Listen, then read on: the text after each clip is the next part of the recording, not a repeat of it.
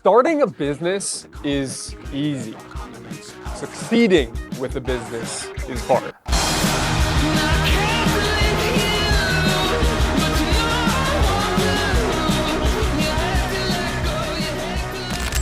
All right, what's up, guys? I get a lot of questions, like more often than I wish I did for how much information already exists on the internet about this.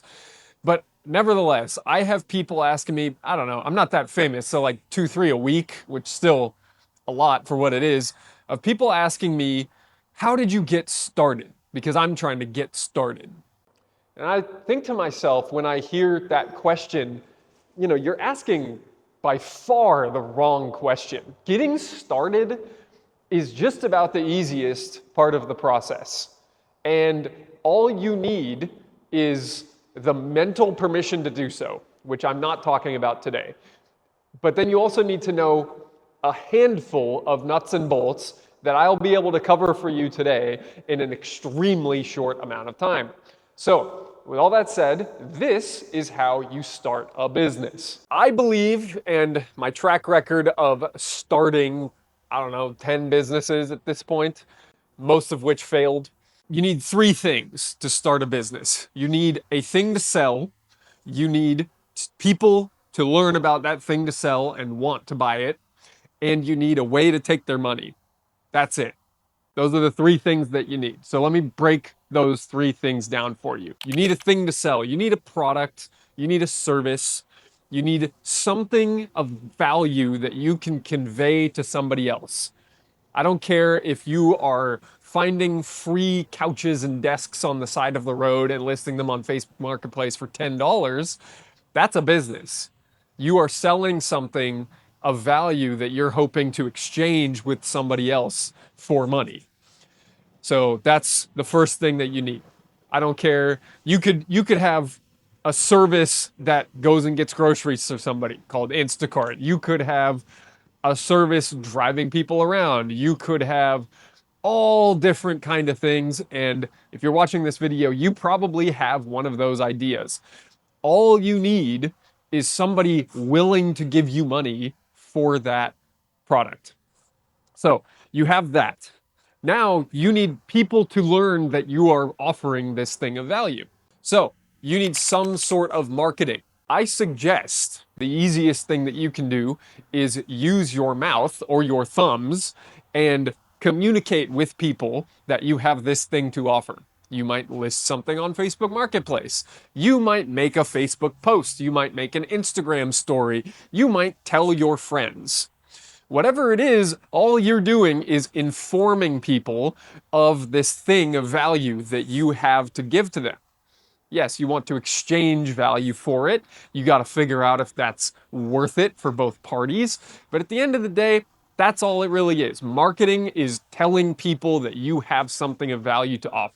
And the third thing that you need is a way to take somebody's money. Your business exists to exchange value for another value, and in 99.9% of cases, the value that you are hoping to get is money. And there are a million different ways that you can exchange whatever you're offering for money. There's crypto, there's Venmo, there are all different kinds of electronic payment methods. You can get wire transfers, you can get a check, you can get cash, you can get coins. There's a bunch of ways to accept payment. You don't need to overcomplicate this. You don't need to have a payment processing portal set up. That said, Square or Stripe takes about 10 minutes to set up, but you don't even need a bank account to get started. You can take cash. And case in point of this is I'm going to tell you a story that dictates exactly how I started my first business, Driven Performance Advisors. This is the first business that actually succeeded once I started it, and where I was able to have something of value, tell someone about it, convince them to buy it, and accept their payment. So what did I do? I went to a shop to get coilovers installed on one of my cars in London when I lived there. And I found this shop that was an immaculately beautiful place. They were full of supercars. It was a gorgeous showroom. It was an incredible looking place. And then I met the owner. He was miserable.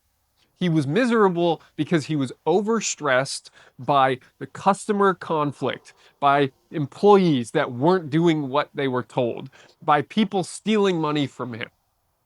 He found that every little problem that was coming up was yet another thing in the pile of shit that was in front of him that he just couldn't shovel his way out of.